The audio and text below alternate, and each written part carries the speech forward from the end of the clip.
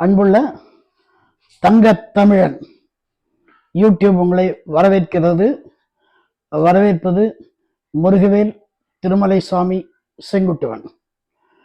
நம்முடைய யூடியூப் சேனலின் தாரக மந்திரம் வாழ்க்கை வாழ்வதற்கே, அதுவும் சிரித்து கொண்டே வாழ வேண்டும். எல்லாத்தையும் நம்ம நகைச்சுவையாக பார்க்கணும். எதை பார்த்தாலும் நகைச்சுவையாக பார்க்கணும். அது ஒரு முறை பார்த்து பழகிட்டீங்கன்னா அப்படி உங்களுக்கு செட் ஆகிடும்.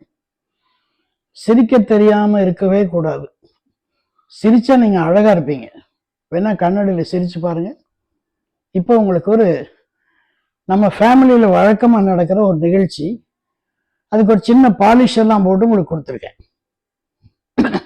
வழக்கமாக நடக்கிற நிகழ்ச்சி தான் உங்கள் வீட்லேயும் நடக்கும், எங்கள் வீட்லேயும் நடக்கும், எல்லா வீட்லேயும் நடக்கும். அந்த நிகழ்ச்சியும் பாலிஷ் போட்டிருக்கேன் கொஞ்சம். அது உங்களுக்கு ரொம்ப பிடிக்கும். பாருங்க, ஒரு பெரிய ஜவுளி கடை. அந்த ஜவுளி கடையில முன்னால ஒரு பெஞ்ச் போட்டிருக்கு. பெஞ்சில் ஒருத்தர் உட்கார்ந்துருக்காரு. அவரை பார்த்துட்டு ஒருத்தர் வர்றாரு. என்ன ராமசாமி, நல்லா இருக்கியா அப்படின்னு கேட்குறாரு. உடனே அவர் சொல்றாரு, நீயா, நல்லா இருக்கேன்ப்பா, நீ எப்படி இருக்க அப்படின்னு. நான் நல்லா இருக்கேன் அப்படிங்கிறார். என்ன ராமசாமி இங்கே உட்கார்ந்துருக்கேன்னாரு. இல்லை, வர பொங்கல் வருது இல்லை, அதுக்கு ஏதோ சேரீ எடுக்கணும்னு சொல்லிட்டு சம்சாரம் கொஞ்சம் தொந்தரவு பண்ணால் கொண்டு வந்தேன். நீங்கள் வெளியே உட்காந்துருங்க, நான் போய் செலக்ட் பண்ணிட்டு வரேன்னு உள்ளே போயிருக்கா அப்படின்னு. பக்கத்தில் ஒரு சூட் கேஸ் இருக்கு.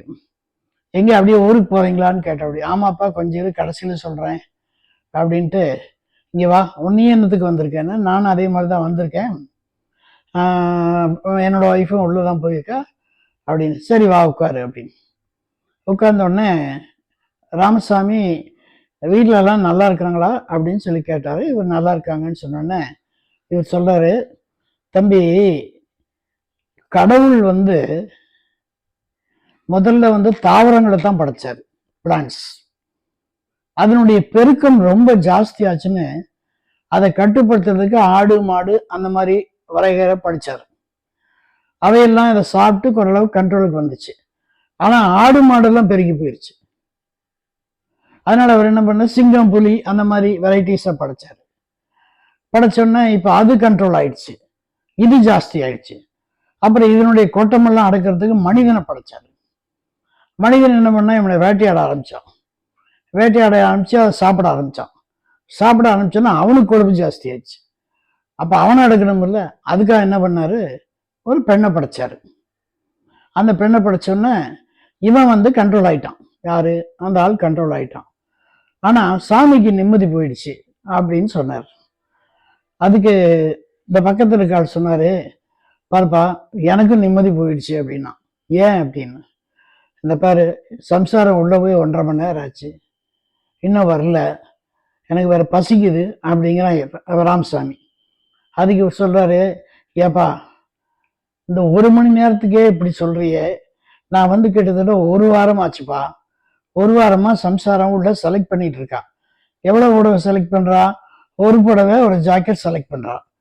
இவன் உள்ள போனதுக்கு அப்புறம் அந்த ஷிப்ட்ல இருக்க 3 பேரு வேலையை விட்டுட்டு போயிட்டானுங்க. போகும்போது என்கிட்ட சொல்லிட்டு போனாங்க, ஐயா நீங்க ரொம்ப பாவம் அப்படின்னு சொல்லிட்டு போனானுங்க. பரவாயில்ல, இந்த மாதிரி வார்த்தையெல்லாம் கேட்டு கேட்டு பழகியாச்சுன்னு வை. அப்புறம் நீ ஒன்று கேட்டியே, சூட் கேஸ் எதுக்குன்னு. இந்த சூட் கேஸ்க்குள்ள சேஞ்ச் ஆஃப் ட்ரெஸ் வச்சிருக்கேன். காலையில் ஆனால் என்ன இங்கே படுத்து தூங்கிடுவேன். காலையில் எழுந்திரிச்சு என்ன பண்ணுவேன், காலையில் எழுந்திரிப்பேன், மறுபடியும் பக்கத்தில் குளிக்க இடம் இருக்கு, குளிச்சிருவேன், டிஃபன் சாப்பிட்டுருவேன், அவளுக்கு வாங்கி கொடுத்து அனுப்பிச்சிருவேன், அப்புறம் மறுபடியும் இருந்துக்குவேன். இதே மாதிரி இந்த சூட் கேஸ் கேட்டியே அதுதான் இது அப்படின்னு ஒன்று. அவசரம், ஐயோ பாவம் அப்படின்னு. அப்படியெல்லாம் சொல்லாத. ஐயோ பாவம்னா கையோட வந்துடும் பாரு. இப்போ நீ என்ன செய்ய போறேன்னா, பக்கத்து கடையிலே போய் இதே மாதிரி சூட் கேஸை வாங்கி 2 துணி வாங்கி என் பக்கத்தில் உட்காரு.